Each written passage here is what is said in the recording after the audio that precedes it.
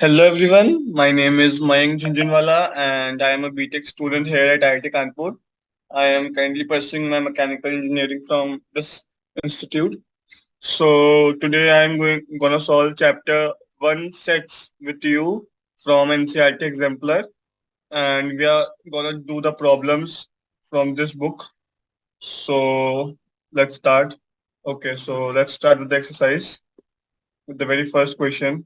It is saying write the following sets in the roster form, and we are given a x belonging to real numbers 2x plus 11 equal to 15. So just solve this equation and you will get your answer. So it is 2x plus 11 equal to 15. Okay.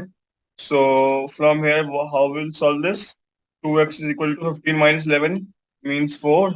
And from here, we are getting x equal to 2. Okay, so in roster form, my answer would be since it is the set, the name of the set is A, so our answer would be A is equal to roster form में अपन लोग curly bracket में लिखते हैं, ठीक है? So we write in curly brackets 2. So this is my answer. Okay, damn simple question. You have to just solve the equation and get to your answer. So this was the first part. Then moving on to second part, it is saying x square equal to x. Again, solve this equation. So it is x square equal to x. Okay.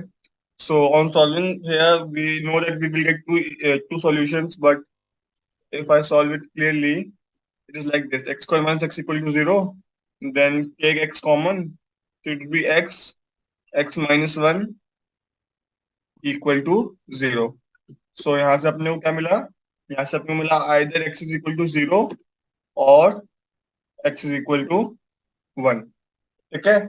So we are getting two solutions. इसमें भी अपन लोग वैसे लिख देंगे. इसमें अपना set का नाम है b, तो b is equal to curly brackets 0,1. ठीक है, तो ये मेरा आंसर हो गया. अब आगे चलता हूँ मैं थर्ड पार्ट पे. थर्ड पार्ट में क्या बोला है? X is a positive factor of prime number P. कोई भी प्राइम नंबर पी का पॉजिटिव फैक्टर है एक्स. तो मेरे को पता है जो प्राइम नंबर होते हैं उसके दो ही फैक्टर्स होते हैं, क्या तो वन क्या तो नंबर इटसेल्फ. और तो फिर इसका आंसर क्या हो जाएगा? इसका आंसर मैं डायरेक्टली लिख सकता हूँ, सेट का नाम है सी. और क्योंकि मेरे को दिया हुआ प्राइम नंबर, या प्राइम नंबर के दो फैक्टर्स होते हैं, कौन कौन से? एक तो वो नंबर खुद और दूसरा वन. सो इसका आंसर हो जाएगा वन कॉमा प्राइम नंबर क्या दिया हुआ है पी, तो वन कॉमा पी इसका आंसर हो जाएगा. ठीक है, दोनों पॉजिटिव है क्योंकि अब मेरे को दिया हुआ पॉजिटिव फैक्टर होने चाहिए. वन भी पॉजिटिव है, पी भी पॉजिटिव है, तो सी का आंसर तो अपन ने डायरेक्टली लिख दिया. ठीक है, तो इस टाइप से अपना फर्स्ट क्वेश्चन हो गया. आगे चलते हैं सेकंड क्वेश्चन पे. So in second question it is again saying right the following sets in the roster form. So let me do it again. T cube equal to T. वैसे तो अपने को यहाँ तो सॉल्यूशन दिख जाना चाहिए, लेकिन फिर भी मैं आपको सॉल्व कर देता हूँ. It is nothing but T power 3 minus T equal to 0. Then what we will do? We will take T square common. We will take T common and we will get T square minus 1 equal to 0. Then T square minus 1 को भी अपन लोग तोड़ लेंगे T minus 1 T plus 1 में. So it will be T minus 1 and T plus 1 equal to 0. ठीक है, तो यहाँ से अपने को क्या मिल जाएगा? यहाँ से अपने को T मिल जाएगा आइदर 0 या फिर -1 या फिर +1. ठीक है, तो अपना सॉल्यूशन क्या हो जाएगा? अपना सॉल्यूशन हो जाएगा D is equal to -1 0 1. Okay, so again simple question. Next part में भी अपने को ये करना है. ई वाले में भी मुझे ये करना है. मेरे को डब्ल्यू निकालना है और डब्ल्यू निकाल के मेरे को तो सेट निकाल देना है. तो चलो मैं इसको भी सॉल्व कर देता हूँ. वैसे तो सिंपल ये भी. क्या बोला है इसमें? W-2 upon W+3 equal to 3. तो मैं W+3 को ले जाता हूँ.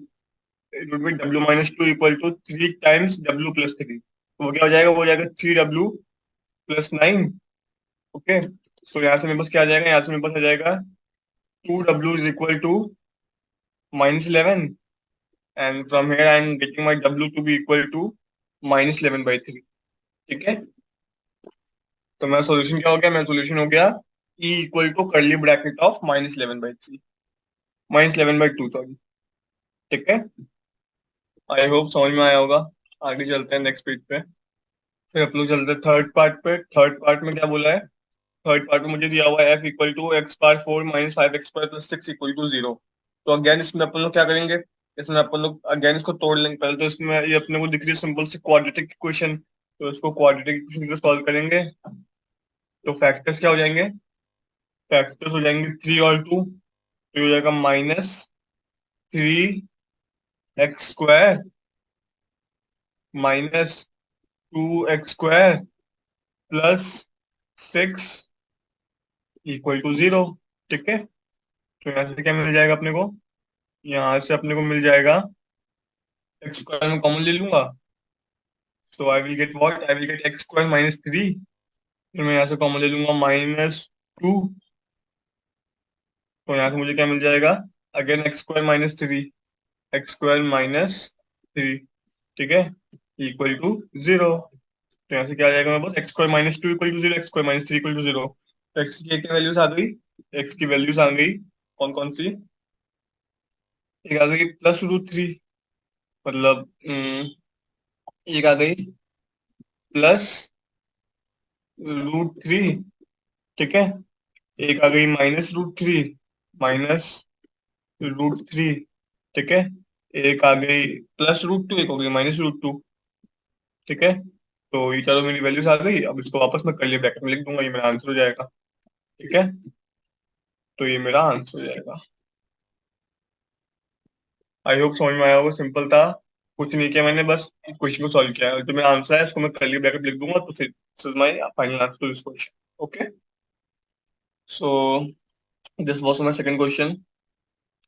Question number third, what it is saying? It is saying x is a positive factor of the number 2 power p, bracket में 2 power p minus 1, where 2 power p minus 1 is a prime number. Write y in roster form. So मेरे को दिया हुआ है कि 2 power p minus 1 is a prime number. 2 power p minus 1 is a prime number है, तो मेरे को पता है कि, चलो इसको मैं अगर इसको सॉल्व करूँ तो कैसे करूंगा? इसको ऐसे करूंगा, देखो थर्ड वाला क्वेश्चन में मेरे को चाहिए 2 power p minus 1 prime number है, ये मुझे दिया हुआ है। और लेकिन मेरे को पता है कि जो 2 पावर, मैं -1 को नीचे लिख रहा हूँ, मैं -1 को 2 के पावर में लिख रहा हूँ, 2 पावर p-1, ठीक है। इसके क्या फैक्टर्स होंगे? इसके फैक्टर्स क्या होंगे? इसके अगर मैं फैक्टर्स निकालूं, इसके फैक्टर्स होंगे, एक तो 1, फिर 2, फिर 2², फिर 2³ ऐसे करके कहाँ तक? ऐसे करके 2 पावर p-1 तक सारे इसके फैक्टर्स होंगे। कहाँ तक? Dash dash dash up to 2 power p-1, ठीक है। ये सारे इसके फैक्टर्स होंगे। अब मेरे को लिखना है, मेरे को क्या चाहिए? मेरे को इसको रोस्टर फॉर्म में लिखना है, तो बस रोस्टर फॉर्म में लिख दो। सेट का नाम है Y, Y is equal to curly bracket. अब मेरे को पता है 2 पावर p-1 तो प्राइम नंबर है, तो उसके फैक्टर्स तो 1 और वो नंबर ही होंगे खुद। तो मेरे को लिखना है इसके फैक्टर्स, इस पूरे नंबर के फैक्टर्स। पूरा नंबर कौन सा है? 2 power p-1 multiplied by 2 power p-1। तो दोनों के फैक्टर्स को मैं अलग अलग लिखूंगा तो भी वो कंबाइन का फैक्टर होगा। मतलब इसको ऐसे समझो, मान लो मेरे को नंबर दिया हुआ है 20 में कर सकता हूँ, 20 में ले सकता हूँ 2 × 10। तो जो 10 के फैक्टर्स होंगे 2 और 5, और 20 के भी फैक्टर्स होंगे। तो वैसे मैं बोलना चाह रहा हूँ कि 2 power p-1 into 2 power p-1, इसके जो फैक्टर्स होंगे वो पूरे के फैक्टर्स होंगे। मतलब ये जो मैंने फैक्टर्स लिखे हुए हैं ये इसका रोस्टर फॉर्म में आएगा। तो मतलब 1, 2, 2², dash dash dash up to 2 power p, bracket में देता हूँ, p-1। और आखिरी वाला मैंने बोला नंबर भी अपना खुद का फैक्टर होता ही है, तो मैं वो भी लिख दूंगा इसमें, 2 पावर p-1, ठीक है। तो ये मेरा इसका आंसर हो जाएगा। सिंपल क्वेश्चन था, बस अपने को थोड़ा सा दिमाग लगाना है, बाकी सिंपल है, ठीक है। फिर आगे चलते क्वेश्चन नंबर फोर्थ पे। फोर्थ में क्या बोला है? State which of the following statements are true और false. Okay, so first is saying 35 belongs to x x has exactly 4 positive factors। तो ये तो अपन लोग चेक कर सकते हैं ना। 35 के फैक्टर्स क्या क्या होते हैं? 35 के फैक्टर्स होते हैं, 1 सबका होता है, एक होता है 5, एक होगा 7, 1 5 7 35, ऐसे 40 फैक्टर्स हैं। सो 35 is an element of this set. So first वाला स्टेटमेंट ट्रू है, मतलब इसको तो अपन लोग ओरली चेक कर सकते हैं ना। तो फर्स्ट वाला तो ट्रू हो जाएगा, ठीक है। फिर सेकंड वाले में सेकंड वाले में बोला 128, the sum of all positive factors of y is 2y। तो 128 के फैक्टर्स निकालो, क्या क्या होंगे? 128 के फैक्टर्स क्या क्या होंगे? 1 होगा, 2 होगा, 4 होगा, फिर 8 होगा, फिर 16, फिर 32, फिर 64 और फिर 128। ये इसके फैक्टर्स होंगे, ठीक है। अब इन फैक्टर्स को जब मैं सम करूंगा, तब इनका सम कितना आएगा? हम कैलकुलेटर से इसको सम कर सकते हैं अपन लोग। इसका सम आएगा, इसका सम आएगा, इसको मैं अगर लिखूं, मेरे को चाहिए कि ये सम 2y के बराबर हो। यहाँ पे y क्या है? y the sum of all the positive factors of y is 2y। अच्छा, मतलब 128 इंटू 2 होना चाहिए सम। लेकिन जो मेरा सम आ रहा है वो 120 इंटू 2 नहीं आ रहा। मतलब आप करके देखोगे तो मेरा सम 120 इंटू 2 नहीं आया, क्योंकि जो बाकी वाले सम 1 से लेकर 64 है, इनका सम 128 होना चाहिए, लेकिन ये 128 नहीं है। तो sum is not equal to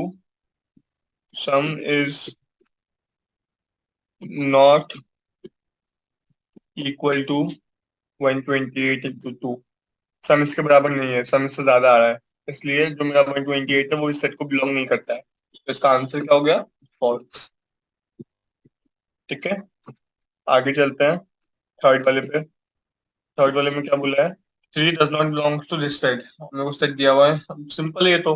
यहाँ पे एक्स की जगह थ्री डाल के देख लो, अगर वो सेटिस्फाई कर रहा है तो फिर बिलोंग करता है, वरना नहीं करता है। तो जब मैं एक्स की जगह थ्री डालूंगा तो फिर यहाँ पे ये मेरे को, ये इसमें बिलोंग नहीं कर रहा है, ये आएगा। तो three does not belong to this set is true. ठीक है, तो आप डाल के कर सकते हो। जब आप थ्री को इस इक्वेशन में डालोगे, sorry, when you will put 3 in this equation, you will get minus 346, which is not equal to 0, obviously. So 3 does not belong to this set. Okay, then moving on to fourth. Fourth में क्या बोला है? 496 does not belong to this set. And what is the set? Set is the sum of all positive factors of y is 2y, again वही same thing. तो जब मैं इसके factors का सम कर रहा हूँ, इसके फैक्टर्स क्या क्या होंगे? 1, 2, 4, 8, 16, 31, 62, 124, 248 और 496। इनका सम आएगा 992, जो कि 2 इंटू 496 के बराबर है। ठीक है, तो एक्चुअली में ये इसको बिलोंग करता है। तो ये स्टेटमेंट एक्चुअली में फॉल्स है, क्योंकि 496 बिलोंग्स टू दिस सेट। ठीक है, क्योंकि 496 के जो फैक्टर्स है उसका सम जो है वो 2 इंटू 496 के बराबर आ रहा है। आप करके देख लेना चाहें, उसके फैक्टर्स क्या क्या होंगे? 1, 2, 4, 8, 16, 31, 62, 124, 248 एंड 496। ठीक है, आगे चलते हैं क्वेश्चन नंबर फिफ्थ पे। फिफ्थ में क्या बोला है? एक सेट दिया हुआ है एल, एक दिया हुआ है एम और एक दिया हुआ है एन। मेरे को ये वेरीफाई करना है। ठीक है, इसको मैं वेरीफाई कर लेता हूँ। तो सबसे पहले मेरे को निकालना है M intersection N. M intersection N, M intersection N, मुझे सबसे पहले ये निकालना है। ठीक है, तो एम इंटरसेक्शन का मतलब क्या होता है? वो एलिमेंट्स जो एम में भी और एन में भी है। ठीक है, तो नहीं, सॉरी, ये एम यूनियन एन है। इंटरसेक्शन में उल्टा यू आता है एक्चुअली में। तो यूनियन में क्या होता है? जो एलिमेंट्स एम में है और एन में है उनको हम दोनों को लेंगे, भले ही वो दोनों में ना हो, लेकिन एक एक बार ही लेंगे। ठीक है, मतलब सारे एलिमेंट्स कवर हो जाने चाहिए बेसिकली। तो कौन कौन से होंगे? 1, 3, 4, 5, 6, क्या क्या होंगे? 1, 3, 4,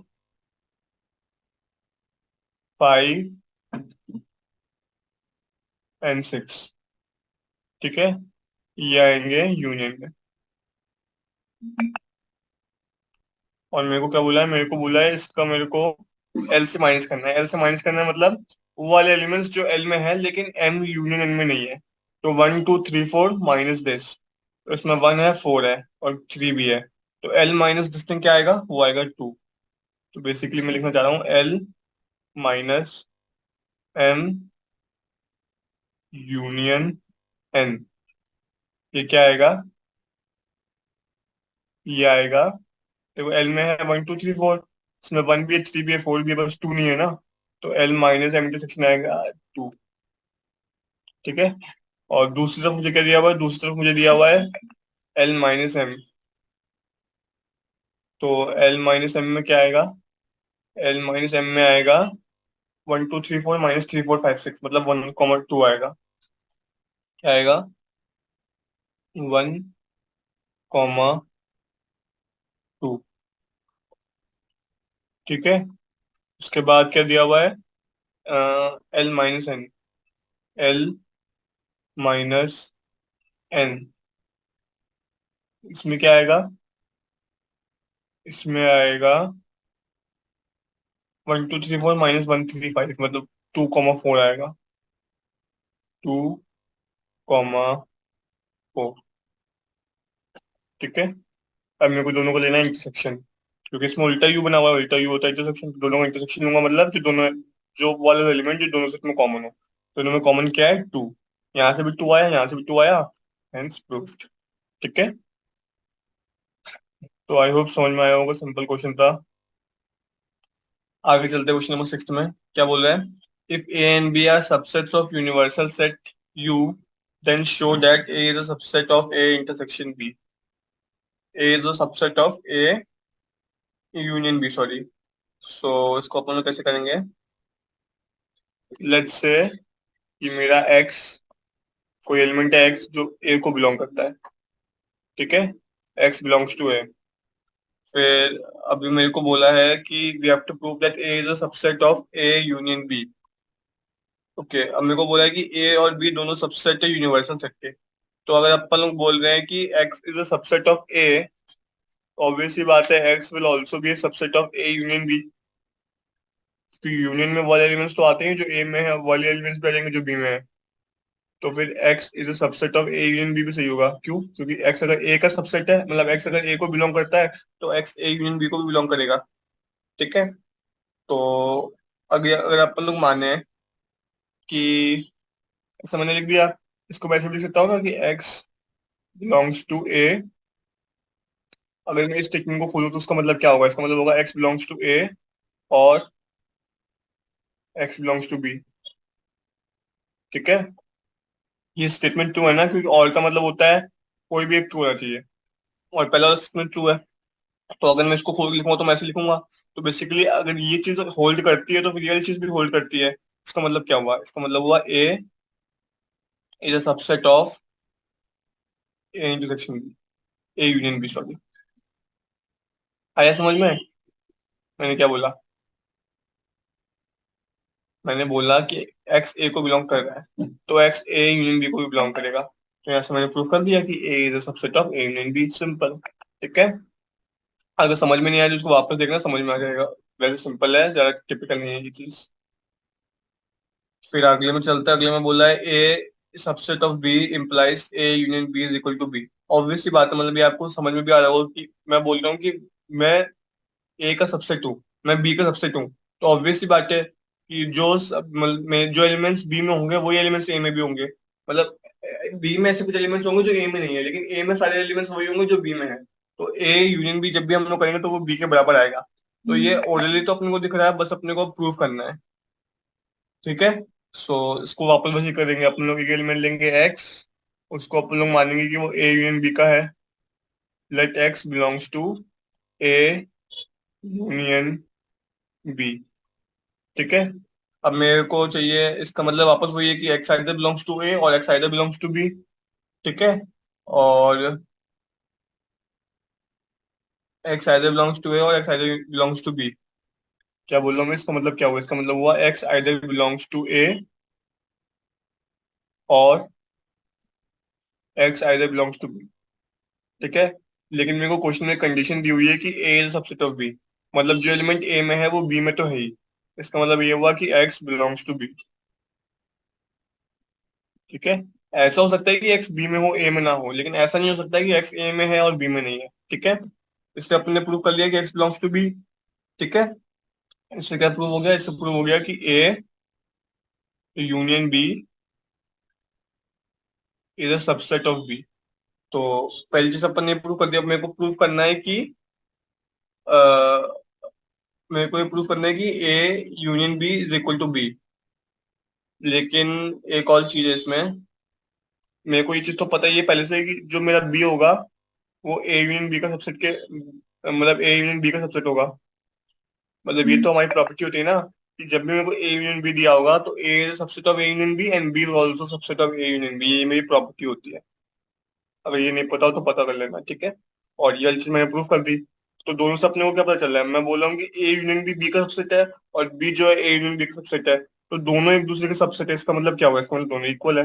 इसका मतलब A union B is equal to B, simple. ठीक है। तो पहली चीज तो अपन ने प्रूव कर दी कि अगर ए जो है बी का सबसेट है तो ए यूनियन बी बी के बराबर होगा। लेकिन अपने को दिया हुआ है कि अपने को दोनों तरफ से प्रूव करना है, तो अपन को ये वाली कंडीशन लेके चलनी है और अपने को ये प्रूव करना है। अपन ने यहाँ से इसको प्रूव कर दिया, अब अपने को यहाँ से इसको प्रूव करना है। ठीक है, क्योंकि यहाँ पे इफ एंड ओनली कंडीशन दी हुई है। तो अब अपने को क्या कंडीशन लेके चलनी है, अब अपने को ये वाली कंडीशन लेके चलनी है क्या, कि A union B is equal to B. अब अपने को ये लेके चलना है। तो वापस मैं मानता हूँ कोई एलिमेंट है एक्स, इट बिलोंग्स टू ए। ठीक है। तो और मेरे को दिया हुआ है कि अब मेरे को पता है अगर एक्स ए को बिलोंग करता है तो एक्स ए यूनियन बी को भी बिलोंग करेगा। ठीक है। और फिर क्योंकि ए यूनियन बी बी के बराबर है तो एक्स बी को भी बिलोंग करेगा। तो एक्स अगर ए को बिलोंग करे तो वो बी को तो बिलोंग कर ही रहा है, ये मैंने यहाँ से देख लिया। इसका मतलब क्या हो गया, इसका मतलब हो गया A is a subset of B. तो मुझे प्रूफ करना था, हेंस प्रूफ। ठीक है। इसका मतलब क्योंकि मैंने दोनों दोनों कंडीशन सेटिस्फाई कर दी, अगर ये ट्रू है तो ये ट्रू है, और ये ट्रू है तो ये ट्रू है, इसका मतलब एक डबल इम्प्लीकेशन, मतलब if and only if condition holds. ठीक है। सिमिलर वे में मैं थर्ड वाला भी कर लूंगा। So I am living for you this third part and I am moving on to question number 7।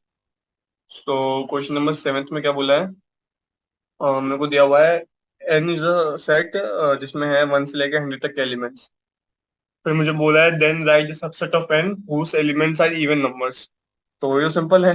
इसमें क्या हो जाएगा, subset of N whose elements are even numbers is equal to 2 4 6 8 से लेकर 100 तक। और जिसमें क्या अगले वाले में क्या बोला है, whose elements are perfect square numbers. तो परफेक्ट स्क्वायर लिख दो, 1 4 9 16 25 36 49, ऐसे करके अपन लोग 100 तक चले जाएंगे।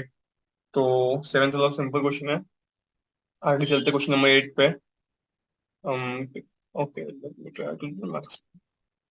सो क्वेश्चन नंबर 8 पे चलते हैं। क्वेश्चन नंबर 8 में मुझे बोला है, क्या बोला है क्वेश्चन नंबर 8 पे, क्वेश्चन नंबर 8 में मुझे बोला है x is equal to 1 2 3 if n represents any number of x then write the following sets containing all numbers represented by 4n। तो ये तो सिंपल है। तो पहला सेट क्या हो जाएगा, पहला सेट हो जाएगा 4n। कैसे लिख, सेट को वैसे लिखते हैं ना जैसे दिया होगा, जो अपने कंडीशन दी हुई है पहले वो लिखेंगे 4n, फिर एक डैश लगाएंगे, फिर अपन लोग लिखेंगे n बिलोंग्स टू x, जो मुझे दिया हुआ है n बिलोंग्स टू x। ठीक है। ये हो गया मेरा सेट क्लोज, ये है मेरा सेट, this set is equal to, और क्योंकि मेरा n बिलोंग्स टू x है तो n की वैल्यू 1 2 3 है, तो 4n की वैल्यू क्या हो जाएगी, 4 8 12। ठीक है। तो ये तो हो गया मेरा फर्स्ट पार्ट। सेकंड में क्या बोला है, n+6 भी इसी तरह की हो जाएगा, n/2 भी ऐसे हो जाएगा, n-1 भी ऐसे हो जाएगा। फिर भी मैं n-n/2 और कर लेता हूँ। n/2 में भी ऐसे लिखेंगे, n/2 dash, again n belongs to x, bracket close, equal to, बस 1 2 और 3 को n/2 कर देंगे तो हो जाएगा 1/2, 1/2, 2/2 हो जाएगा 1, 3/2। ठीक है। तो ये तो हो गया मेरा solution. Okay. So this is the 8th one. Moving on to question number 9th। इसमें क्या बोला है, if y is equal to 1 2 3 up to 10 and a represents any element of y, okay, then write the following sets। वापस वही same question है question number 8 की तरह, बस क्वेश्चन बदल दिया और 9 कर दिया उसको। मेरे को बोला है A square does not belong to Y, A belongs to Y but A square does not belong to Y Y. Okay. So जिसका स्क्वायर वाई में बिलोंग ना करता हो वाले में लिखेंगे। तो फर्स्ट वाले को अपने लोग कैसे लिखेंगे, वैसे लिखेंगे, ए, सबसे पहले ए लिखेंगे, देन ए के बाद ए की डेफिनेशन लिखेंगे। ए की डेफिनेशन क्या है? ए की डेफिनेशन है A belongs to Y and A square does not belong to Y. मतलब A square does not belong to Y. ठीक है, ये तो है मेरा सेट। अब मेरे को वो लिमिट लिखना है जिसका स्क्वायर जो है वाई में ना हो। ठीक है, जिसका स्क्वायर वाई में ना हो। तो वन का स्क्वायर तो वन ही होता है, वो है। टू का स्क्वायर फोर भी है, थ्री का स्क्वायर नाइन भी है, फोर का स्क्वायर सिक्सटीन है, वो नहीं है। मतलब फोर से लेकर टेन तक सारे कुछ लिख लूंगा। Four comma five comma six से लेके कहाँ तक जाऊंगा? यहाँ से लेके टेन तक जाऊंगा। ठीक है, तो ये मेरा आंसर हो जाएगा फर्स्ट पार्ट का। सेकंड में बोला A plus one equal to six. ये मैं वापस पैसे लिख लूंगा। A plus one equal to six, A dash A plus one equal to six comma A belongs to Y, और A plus one equal to six. इसमें मेरे को क्या मिल जाएगा? इसमें मेरे को मिल जाएगा A equal to five. Simple. ठीक है, फिर अगले में मुझे बोला है A is less than six. A is less than six में कौन कौन से एलिमेंट्स आ जाएंगे? One two three four five. तो फर्स्ट वाले पार्ट का आंसर हो जाएगा फोर से लेकर टेन तक सारे एलिमेंट्स। सेकंड वाले का आंसर हो जाएगा फाइव। और थर्ड वाले का आंसर हो जाएगा one two three four five. ठीक है, in this way ninth question can be done easily. Moving on to tenth one. Tenth में क्या बोला है? टेंथ में बोला है A B N C are subsets of universal set if a is equal to this, b is equal to this, and c is equal to this, and u is the set of all whole numbers, then draw a Venn diagram showing the relation of u, a, b and c. Okay. So सबसे पहले तो अपन लोग एक box बनाएंगे। Okay, फिर अपने को बोला है वेन डायग्राम बनाना ना। अपने को तीन सेट दिए हुए हैं ए बी एंड सी। तो अपने लोग तीन सर्कल बनाएंगे। एक, दो, तीन। ठीक है, उसी के तीन सर्कल बनाएंगे, ओवरलैपिंग सर्कल्स। ये इसको ओवरलैप करेगा और इसको ओवरलैप करेगा। ठीक है, इस टाइप से बनेगा। और क्योंकि मेरे को उसको दिखाना ओवरलैप करता हुआ, तो मैं इसको ओवरलैप करता हुआ दिखा देता हूँ। It would be something like this. तो ये मेरे ओवरलैपिंग सर्कल्स बन गए। अब मुझे को चाहिए ए बी और सी दिखाना ना मुझे। तो जैसे से ये वाला सर्कल है मेरा ए, ये वाला सर्कल है मेरा बी, और ये है मेरा सी। ठीक है, तो जो ये रेक्टेंगल बना हुआ है, ये तो मेरा यूनिवर्सल सेट यू है। ठीक है, तो इसमें है मेरे ए बी और सी। ए में कौन कौन से एलिमेंट्स है? Two four six eight twelve eighteen. तो टू फोर सिक्स तीनों में ही नहीं है ना, तो यहाँ पे मैं लिख दूंगा टू फोर सिक्स। ठीक है, फिर मुझको यहाँ पे लिखना पड़ेगा, यहाँ पे वो लिखना पड़ेगा जो ए में भी है और बी में भी है। ऐसे कौन कौन से एलिमेंट्स हैं? अच्छा, सिक्स दोनों में है क्या? तो मेरे को सिक्स यहाँ से रेज करना पड़ेगा, क्योंकि सिक्स दोनों में है। टू फोर और एट जो है वो सिर्फ ए में है, तो two comma four comma eight. ठीक है, अब दोनों में कौन कौन से है? दोनों में सिक्स और ट्वेल्व, ए और बी। तो यहाँ पे आएगा सिक्स और यहाँ पे आएगा twelve.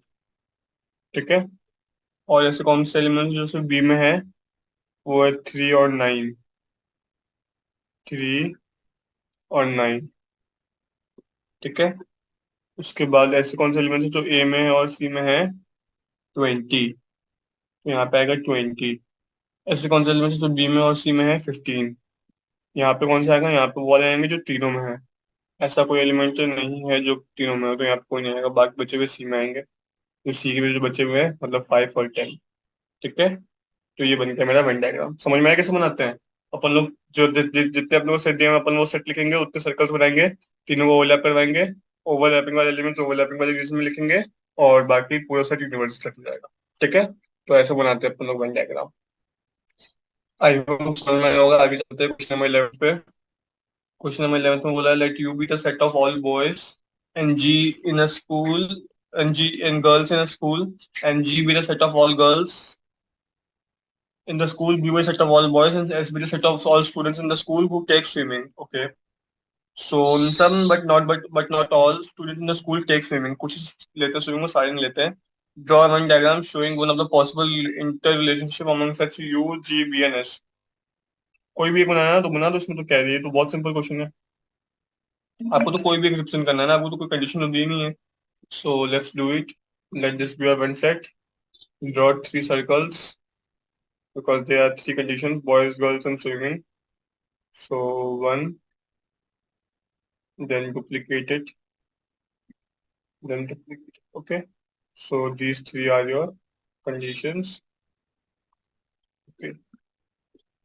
So draw fully. Make it like this. Make it like this. Sorry. Okay. So this will represent the boys. Let's say B. This will represent swimmers. Let's say S. And this will represent girls. Okay.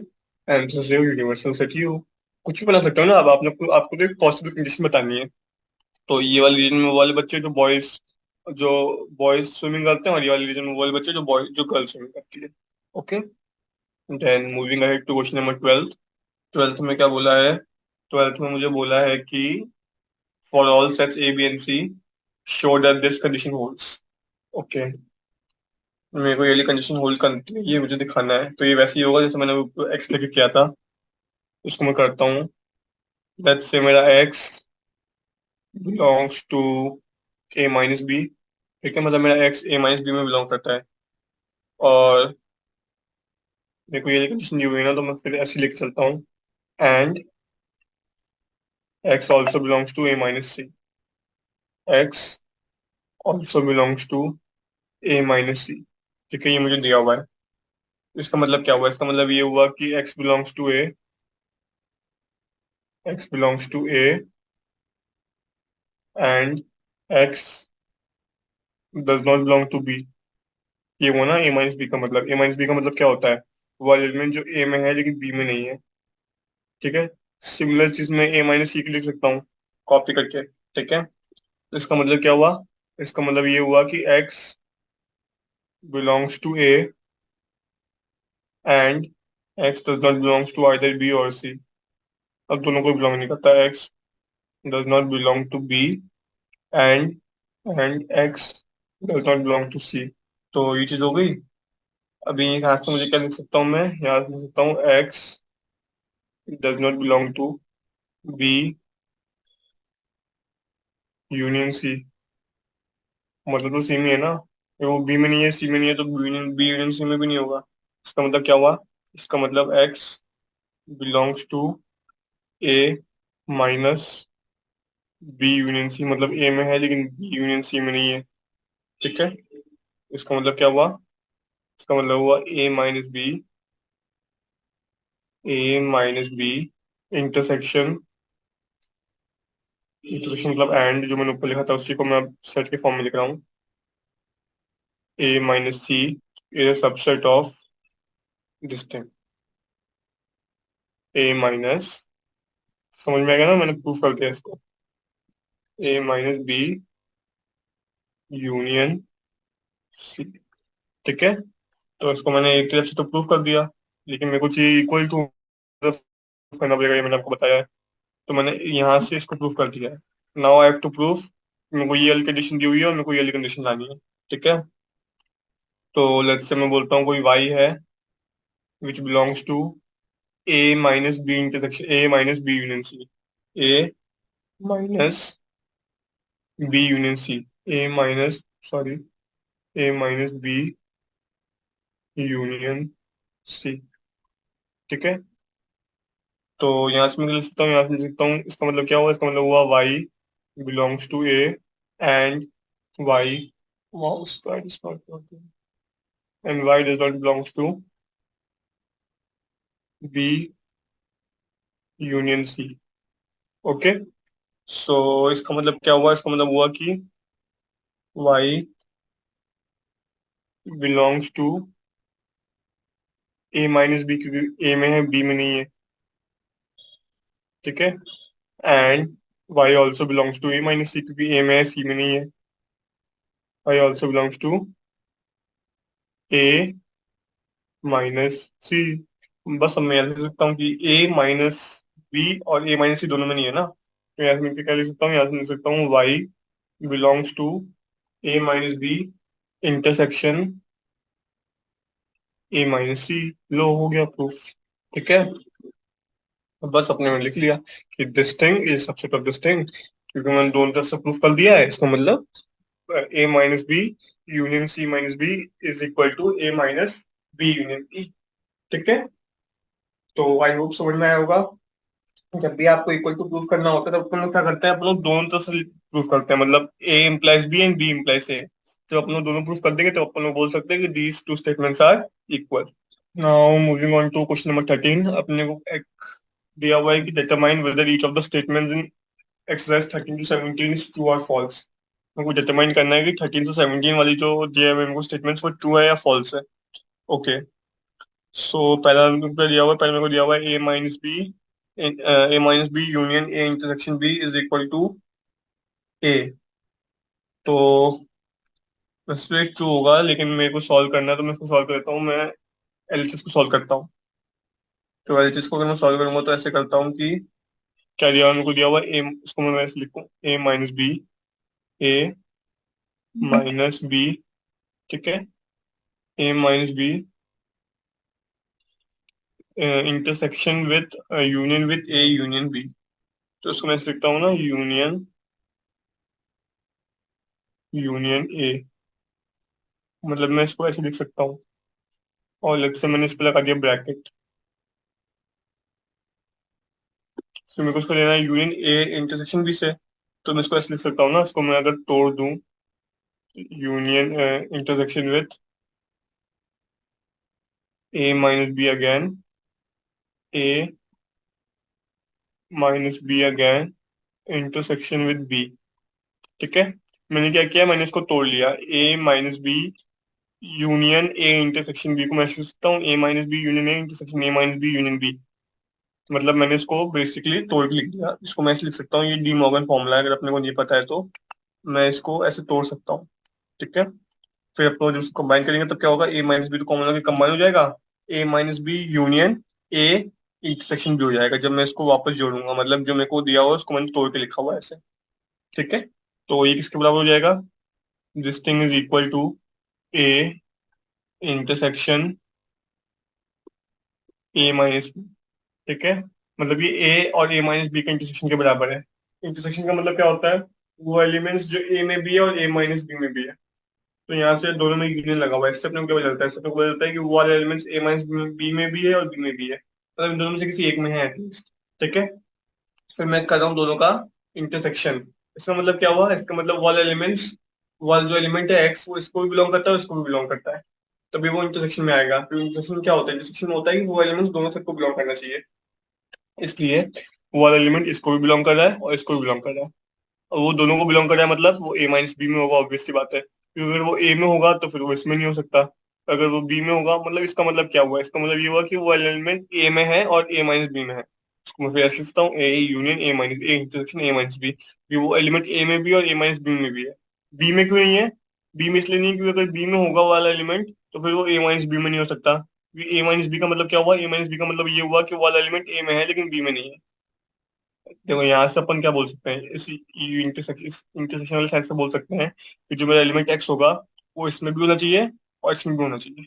ठीक है, अब अगर वो इसमें भी होना चाहिए तो इसमें वो किस किस में हो सकता है, क्या तो इसमें हो सकता है या फिर इसमें हो सकता है, क्योंकि यूनियन लगा हुआ है तो यूनियन मतलब किसी भी एक में हो सकता है। लेट्स से वो ए में है, अगर वो ए में है तो फिर वो बी में नहीं हो सकता, क्योंकि अगर वो ए में है तो अगर वो बी में भी होगा तो फिर ए माइनस बी में वाला एलिमेंट नहीं हो सकता, वाला एलिमेंट हट जाएगा। क्योंकि मतलब मैं बेसिकली ये बोलना चाह रहा हूँ कि वो वाला एलिमेंट जो है वो दोनों में नहीं हो सकता, कि वो ए में भी और बी में भी हो, वो सिर्फ एक में हो सकता है। ठीक है, तो यहाँ से अपन ने प्रूव किया कि वो वाला एलिमेंट ए में हो सकता है, तो इसका मतलब क्या हो गया, इसका मतलब that element is present in A intersection A minus B. इसको अपन लोग वेन डायग्राम से भी देख सकते हैं। फिर मैं वेन डायग्राम बना के दिखाऊँ आपको।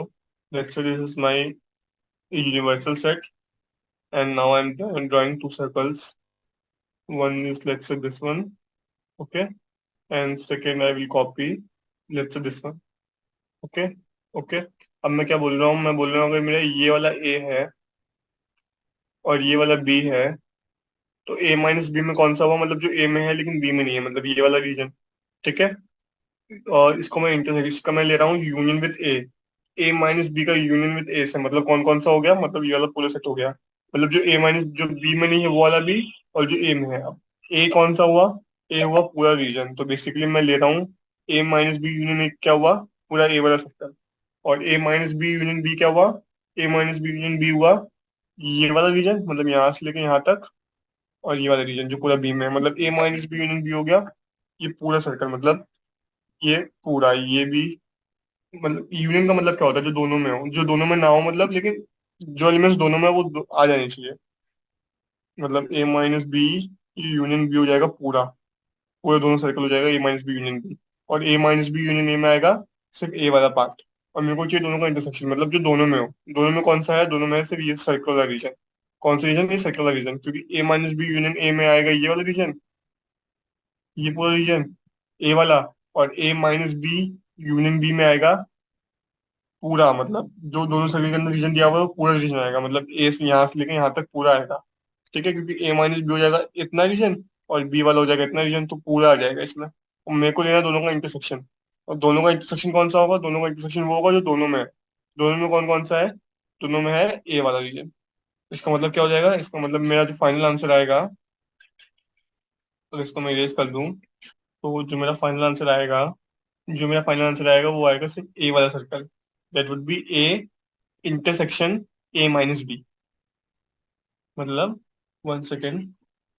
Okay, so our answer would be the region which is in A and A minus B, मतलब जो दोनों का intersection में होगा. So that would be A intersection A minus B. A minus B is this region and A is whole region. So A intersection A minus B would be this region. Okay. So अपने को ये prove करना था कि जो मेरा A minus B intersection A union A intersection B A के बराबर है, तो वो मैंने प्रूव कर दिया। ठीक है, तो ये इसका मतलब क्या हो गया, इसका मतलब जो मेरा पहला पार्ट है, और इसमें आपको थोड़ा बहुत सोचना भी पड़ेगा, क्योंकि इसको मैं एग्जैक्टली आपको बता नहीं सकता, क्योंकि इसको आपको थोड़ा बहुत सोचना भी पड़ेगा, क्योंकि उसके बिना पॉसिबल नहीं है।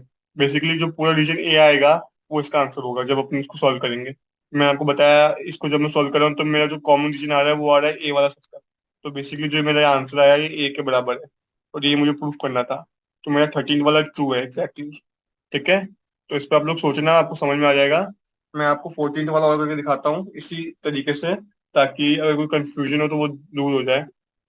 14 वाले में मैं पहले वेन डायग्राम बनाऊंगा। देखो 14 वाले में वेन डायग्राम बनाता हूँ। फिर बनाता हूँ दो ओवरलैपिंग सर्कल्स। लेफ्ट से एक सर्कल। ठीक है, और इसको मैं कॉपी कर लेता हूँ। ये हो गया मेरा दूसरा सर्कल। ठीक है, अब मैं करता हूँ, नाउ लेट्स से। ठीक है, अब मान लो ये है मेरा ए, अरे यार सॉरी, और ये है मेरा बी। ठीक है, अब मेरे को क्या बोला है, मेरे को बोला है मेरे को चाहिए ए माइनस, इसमें तीन है क्या। ओके सॉरी, मैंने देखा नहीं, इसको वापस बनाते हैं। इस तरीके से होगा ये मेरा बन गया वेन डायग्राम। अब मैं अब एक तीन सर्कल बनाऊंगा। एक, और copy this, duplicate, and again duplicate. Okay, so this will be second circle, and this will be let's say third circle. Okay, so completing it. Okay, अब मेरे को क्या बोला है, मेरे को बोला है बी माइनस सी। पहले तो मैं देखूं, ये है मेरा ए, ये है मेरा बी, और ये है मेरा सी। मेरे को चाहिए बी माइनस सी, मतलब जो बी में है लेकिन सी में नहीं है, मतलब ये वाला रीजन, पूरा बी वाला रीजन। बस कोई कलर, लेजर है ना, मैं लेजर दिखाता हूँ। बी माइनस सी हो जाएगा ये वाला रीजन, यहाँ से लेके ये पूरा, यहाँ से लेके यहाँ तक। ठीक है, ये हो जाएगा मेरा बी माइनस सी, मतलब जो बी में, बी वाला सर्कल में है लेकिन सी में नहीं है। तो बस जो ये वाला रीजन है ना, ये वाला मैं हटा दूंगा बीच से, हो जाएगा मेरा बी माइनस सी। फिर मुझे बोला है मेरे को ए से भी माइनस करना है, तो मेरे पास क्या रीजन आ गया, मेरे पास रीजन आ गया ये वाला, यहाँ से लेके यहाँ तक, ये हो गया मेरा बी माइनस सी। इसमें से मेरे को क्या बोला, मेरे को बोला है कि इस बी माइनस सी को मेरे को ए से माइनस करना है। ए से माइनस करना है, मतलब जो ए में है लेकिन बी माइनस सी में नहीं है। ए में पूरा है ए वाला सर्कल, और बी माइनस सी में कितना है, बी माइनस सी में इतना और है, मेरे को ये और हटाना है। तो बेसिकली ए माइनस बी माइनस सी हो जाएगा ये वाला रीजन। बाहर वाला सर्कल है ना ये वाला, जितना ए में है लेकिन बी में नहीं है। ठीक है, तो ये हो गया मेरा ए माइनस बी माइनस सी। तो इसको अगर मैं कलर कर दूं, चलो इससे करता हूँ। ये रीजन है मेरा A minus B minus C वाला। ठीक है, this is A minus B minus C. अब मेरे को क्या बोला है, अगला मेरे को बोला है ए माइनस बी माइनस सी। मतलब ए माइनस बी मतलब जो ए में है लेकिन बी में नहीं है। जो ए में है लेकिन बी में नहीं है, तो वो कौन सा हो गया, वो वापस ए वाला रीजन हो गया। जो ए में है लेकिन बी में नहीं है, ये है ए माइनस बी। ठीक है, मतलब ये पूरा ए वाला सर्कल, ये ए माइनस बी है। और मेरे को इसमें से माइनस करना है सी वाला पार्ट। सी वाला पार्ट तो मैं माइनस करूँ चाहे ना करूँ, तो बात तो एक ही, सी तो बहुत दूर है, वो ए में है ही नहीं। तो A minus B minus C is equivalent to A minus B, क्योंकि सी तो बहुत दूर है ना, ए माइनस बी यहाँ पे है। तो बेसिकली ये वाला रीजन हो गया। ठीक है, तो बेसिकली दोनों बराबर है। तो ये मुझे प्रूव करना, तो मैंने प्रूव कर दिया इसको। बाकी मैं इसको तीन सर्कल के इंटरसेक्शन से भी प्रूव कर सकता हूँ, अगर आपको वैसे दिखाना है तो। तो ये तो मैंने किया दो सर्कल के इंटरसेक्शन से प्रूफ। अभी इसमें जो एकदम इसका हायर केस होगा, वो होगा तीन सर्कल का जब इंटरसेक्शन हो जाए। अपने को वैसे दिखाया है तो उसी से चाहिए। लेकिन यहाँ से मैंने आपको बताया है कि अपन लोग कैसे करते हैं इंटरसेक्शन। अब मैं इसको अगर आपको ढंग से वैसे बताऊं तीन सर्कल का इंटरसेक्शन से, तो वैसे होगा। मान लो ये मेरा ये है वेन डायग्राम, और ये मेरे तीन सर्कल है। मान लो एक सर्कल, दो सर्कल एंड तीन सर्कल। तो उसको मैं कैसे करूंगा, उसको मैं ऐसे करूंगा। लेट्स से ये मेरे तीन सर्कल है, तो मेरे को तीनों का इंटरसेक्शन लेना पड़ेगा, क्योंकि मेरे को दिया हुआ है तीन है। तो मैंने तीनों का इंटरसेक्शन लिया। ठीक है, तो बेसिकली ठीक है, इस टाइप से होगा ये। अब मेरे को क्या बोला है, मेरे को बोला है बी माइनस सी। पहले तो मैं बोलता हूँ ये है मेरा ए, ये है मेरा बी, और ये है मेरा सी। अब मेरे को चाहिए बी माइनस सी, मतलब जो बी में है लेकिन सी में नहीं है। मतलब ये वाला रीजन, कौन सा रीजन, ये वाला रीजन जो बी में है लेकिन सी में नहीं है। ए से मुझे मतलब नहीं है, अभी ए चाहे हो चाहे ना हो, उससे मतलब नहीं है। मेरे को बस बी चाहिए लेकिन सी नहीं चाहिए। तो ये है पूरा वो वाला रीजन जिसमें बी है लेकिन सी नहीं है। ठीक है, इसमें से मुझे, अब मेरे को ए में से ये चीज माइनस करनी है, तो ए है पूरा ये वाला रीजन। तो ए में से ए माइनस बी माइनस सी कौन सा हो जाएगा, जो बी माइनस सी में नहीं, जो बी माइनस सी में नहीं है लेकिन ए में है। तो पहले तो मैं बी माइनस सी वाला रीजन हाईलाइट कर देता हूँ। तो ये मेरा बी माइनस सी वाला रीजन है, वो कौन सा है, इससे अगर हाईलाइट करूँ तो बी माइनस सी वाला रीजन है ये वाला, यहाँ से लेके ये है मेरा बी माइनस सी। अब मैं चाहता हूँ कि मेरे को ए माइनस बी माइनस सी चाहिए, मतलब जो ए में है लेकिन बी माइनस सी में नहीं है। तो वो कौन सा हो गया, वो वाला रीजन हो गया ये वाला, जो ए में है लेकिन बी माइनस सी में नहीं है। मतलब यहाँ से गया मैं, यहाँ से गया, ऐसे आया, ऐसे गया। ठीक है, क्योंकि जितना मेरा ये वाला जो रीजन है ये बी माइनस सी में आ रहा है। तो ये हो गया मेरा A minus B minus C. अब मेरे को इसको प्रूफ करना है ए माइनस बी माइनस सी के। अब देखो, मतलब मेरा रीजन कौन सा आ गया, मेरा रीजन आ गया ये वाला। मैं बाकी रीजन को इरेज कर देता हूँ। Let's erase the other ones, ताकि थोड़ी क्लैरिटी रह जाए। इसको हटा दो। ठीक है, तो जो ग्रीन वाला पार्ट है वो मेरा एलएचएस का आंसर है। मेरे को आरएचएस के लिए चाहिए। आरएचएस में क्या दिया हुआ है, A minus B. A minus B कौन सा रीजन हुआ, ए माइनस बी हुआ जो ए में है लेकिन बी में नहीं है। वो कौन सा हुआ, वो हुआ ये जो मैंने बना रखा है, यही हुआ। क्योंकि मेरे को चाहिए ए में है लेकिन बी में ना हो, तो यही वाला हुआ ना जो ए में है लेकिन बी में नहीं है। समझो इस बात को। बी वाला कितना हुआ, बी वाला है यहाँ से लेके यहाँ तक, तो मेरे को इतना और हटाना पड़ेगा बेसिकली। ये ध्यान रखना कि मेरा एलएचएस ये आ रहा है जो मैंने ग्रीन पार्ट बनाया है। ठीक है, या चलो फिर मैं इसको अलग कलर से दिखाता हूँ ताकि आपको कंफ्यूजन ना हो।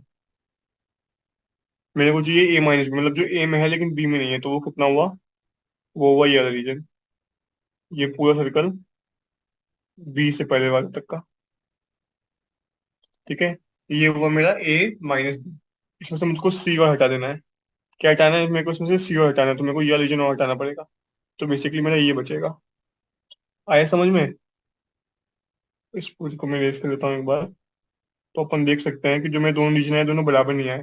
पहले वाले में थोड़ा बड़ा आया रीजन, दूसरे में थोड़ा छोटा रीजन आया। क्योंकि दोनों रीजन सेम नहीं आ रहे, इसका मतलब जो मेरा 14 वाला स्टेटमेंट है वो फॉल्स है। आया समझ में।